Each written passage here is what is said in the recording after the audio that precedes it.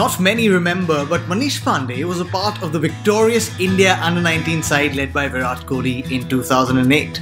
But he rose to fame when he slammed a century in IPL 2009 against the Deccan Chargers for the Royal Challengers Bangalore, becoming the first Indian batsman to register a three-figure mark in the IPL.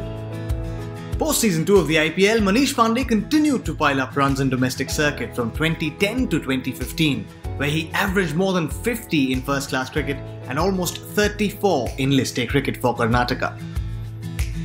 Manish Pandey continued his impressive show in the IPL for KKR as well, helping them win their second title by slamming a glorious 94 against Punjab in the 2014 final. For his consistent show with the bat, Manish Pandey was picked for the Zimbabwe tour in July 2015, where he made his ODI as well as T20I debut.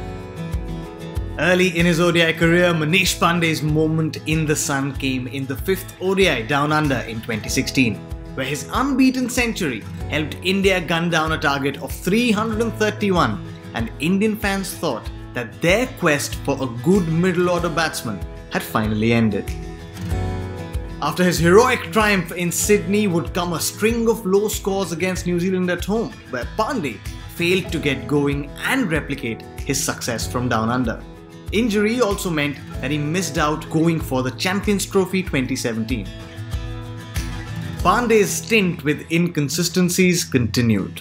On his return to the squad for Sri Lanka series, he had decent outings, but failed to back them up against Australia at home, which led to him being benched on India's tour of South Africa, but also led to him losing out on a spot in the Cricket World Cup 2019 squad. Such has been Manish Pandey's tryst with inconsistencies that since his ODI debut, he has featured in only 26 of the 108 ODIs that India have played. And for all the batsmen who've played at least 20 ODIs, Pandey averages the worst amongst them.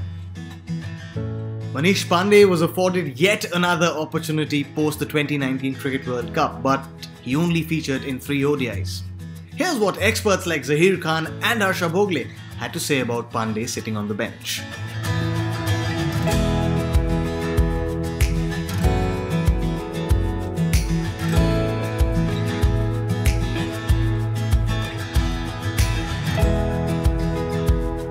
Does the picture look different in T20 eyes? Sadly for Manish Pandey, it doesn't. Touted as a finisher in the Blues, since his T20I debut, only 9 players have played more T20Is for India, and yet Pandey remains the only one without a cemented spot in the playing 11. And the fact that his strike rate of 126.15 in T20Is is the second worst for batsmen who've played in this period doesn't help his cause. The Karnataka batsman had a mixed IPL campaign in 2021 too, where he was dropped from the playing 11 after the first 3 games where he failed to take his side home in run chases, though he did make a comeback and scored a fine 50 against CSK. However, Manish Pandey's coach Irfan Seth backed the attacking right-handed batsman to come good if he gets a good run.